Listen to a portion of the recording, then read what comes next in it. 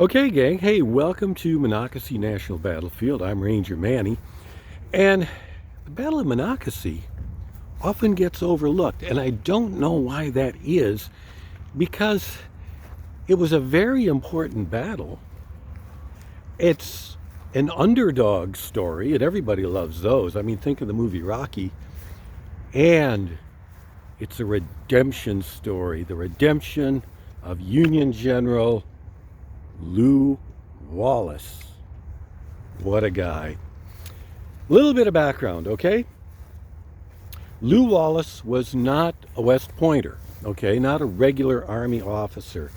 He served in the Mexican-American, he's what was called a political general. He served in the Mexican-American War, did a great job. Then later on in the Civil War, he does a very good job in the Union victory at Fort Donelson, okay? Well, then comes early April of 1862, and the Battle of Shiloh, the two-day Battle of Shiloh. Well, that first day of Shiloh is almost a disaster for U.S. Grant, everybody's favorite U.S. Grant. Fortunately, his friend General Sherman sort of pulls it out of the fire the second day. Well, the thing is this, Grant, the fair-haired child of the Union Army, this is a major embarrassment for him. Now, a lot of people think, and I am among those people, that Grant starts looking around for scapegoats that he can blame this first day on, and his eyes fall upon General Lew Wallace. He says that Wallace dawdled getting to the battle. Well, here's the deal. It is very easy from the distance to make judgments about these people, these places, these events. The deal is, Wallace got some very confusing orders. It was rainy, the roads were muddy, it was confusing. He may have gotten on the wrong road, and the bottom line was, he didn't get to the battlefield fast enough to suit Grant. So Grant hung a lot of his, what would have been his failure, on Lew Wallace.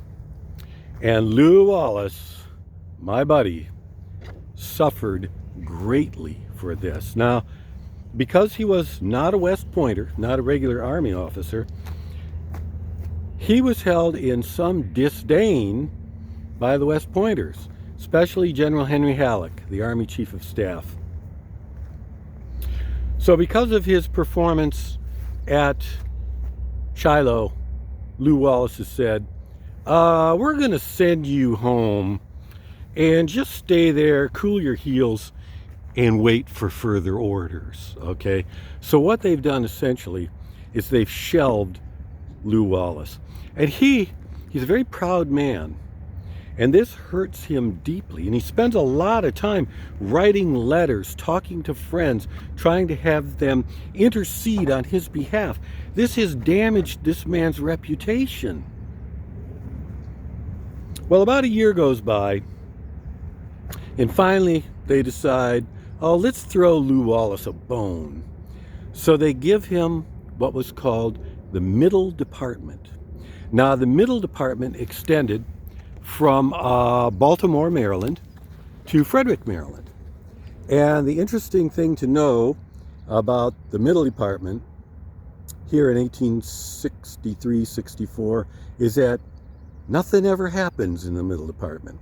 Well, Lew Wallace immediately demonstrated what an able commander he was. Now, he had very few troops. They were mostly guarding railroads, and they were in Baltimore, keeping order in Baltimore.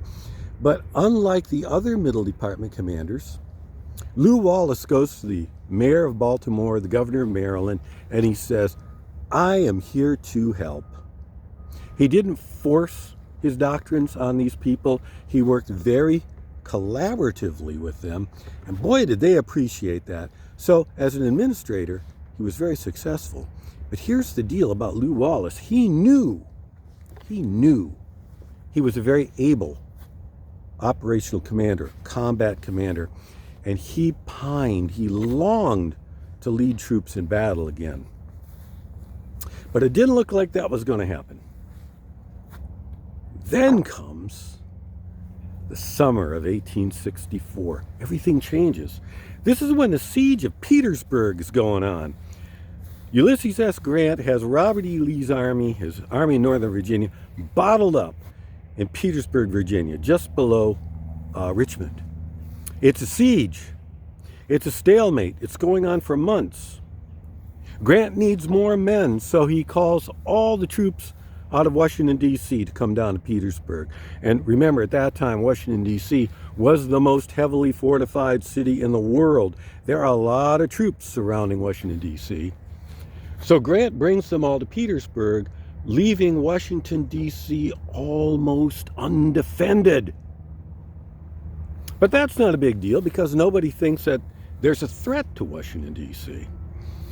Well, lo and behold, Robert E. Lee and his general Jubal Early hatch a plot. And the plot is to send Jubal Early and his 15,000 rebels north through the Shenandoah Valley toward Washington, D.C. or Baltimore. The idea here is that this offensive is going to draw Union troops away from Petersburg, take some of the pressure off Robert E. Lee. That's the idea. Well, holy moly, you know where they're going? Right through the Middle Department of Maryland, and all of a sudden, Lew Wallace finds John W. Garrett, the president of the B&O Railroad. He's keeping track of what's going on here. And he says to Lew Wallace, you got to get over here. I need help to protect my equipment, my railroads. The rebels are coming. Well, Grant didn't believe this. Henry Halleck, chief of staff, no, Early's nowhere near the Shenandoah Valley. He's down at Petersburg. Nobody believed this. Wallace was gaining all kinds of intelligence, and he became convinced that there was this threat. Jubal Early is on his way east. Now, remember, Lew Wallace has very few troops at his disposal, but he starts to gather them up as he makes his way toward Frederick, Maryland, which is just off in that direction. And these troops he's gathering they're not experienced, they're not veteran Union troops. They are guarding railroads, they are manning the defenses of Baltimore. They are not veterans. These men, generally speaking, have not seen action. Also called 100 Days men. These are guys who enlisted for just 100 days. They're amateurs. They're rookies. Anyway, Lew Wallace is heading towards Frederick. He's gathering up as many men as he can. He puts together this ragtag patchwork force of about 3,000. And he decides he's going to make a stand at Frederick, Maryland. Here come the Confederates. Lew Wallace has 3,000 men. Jubal Early has 15,000 men. Now, Lew Wallace knows he is going to be defeated. Lew Wallace knows there's a battle coming, and he knows he will be defeated. But his objective is this. His objective is to ascertain the size of Jubal Early's army and to delay Jubal Early's army as long as possible so that Washington, D.C. could get reinforced. That's his mission. That's his mission. This guy knows he's going to lose, but he also knows what he can do, the most valuable service he can perform. Well, along this time, Sixth Corps Commander, Union Sixth Corps Commander, General Ricketts, he's got 3,000 men of his Sixth Corps, and they're heading to Harper's Ferry. That's where they're supposed to go. And Lew Wallace stops him and says, hey, General Ricketts, if you're looking for a battle, stay here. There's going to be one. Stay here and help me out. So Ricketts stays, and that was a great thing because Ricketts' troops are all combat veterans, all right? And that's exactly what Lew Wallace needs right now. So here comes Jubal Early. He's raiding throughout the North. He's ransoming and burning northern cities and towns. And he gets to Frederick, Maryland. There's a brief battle there, and Lew Wallace says, we are going to make our stand at the Monocacy River. So he pulls and organizes all of his troops, positions them along the river, and they're ready to make their stand. Ricketts' men, the 100 Days men, 6,000 Yankees against 15,000 rebels. That's the situation. Lew Wallace fights this battle incredibly skillfully, and he achieves his main objective. He determines that these troops, these Confederates, are not going towards Baltimore. They are going towards Washington, D.C. So he blocks that road, and he holds back the Confederates for 9 hours, a 9-hour battle. He takes great losses. By the time this is over, Lew Wallace will have lost 1,500 men. The Confederates, I think 800 or 900. And eventually, Lew Wallace cannot hold out any longer. So he organizes his men into an orderly withdrawal. They take the road to Baltimore.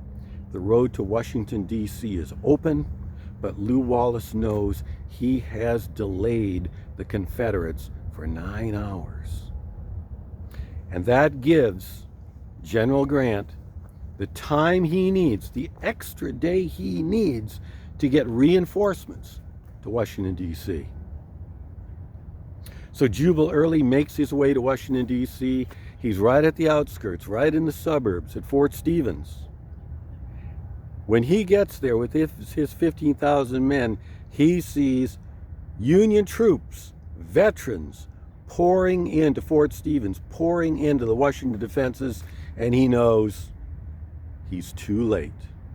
There's no way he's going to take Washington, D.C., so he retreats back into the Shenandoah Valley. Now, at first, Henry Halleck, Chief of Staff, that guy who does not like Lew Wallace, he is a little disappointing. He is disappointed. He criticizes Lew Wallace for losing this battle.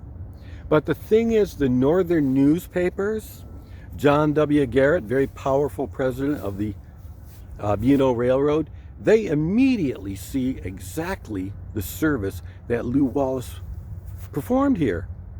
And it quickly, headlines appear.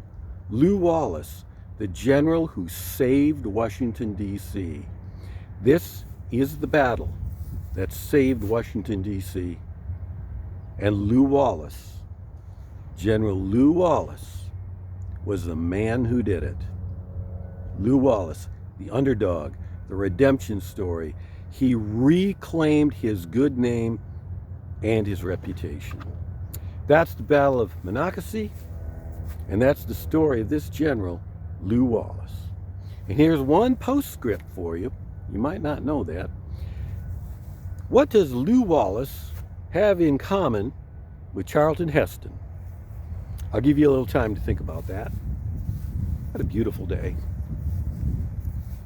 Okay, any guesses? Lew Wallace wrote the novel Ben-Hur. Okay, gang, I'll see you next time out here at beautiful Monocacy National Battlefield. Come and visit. Come visit me.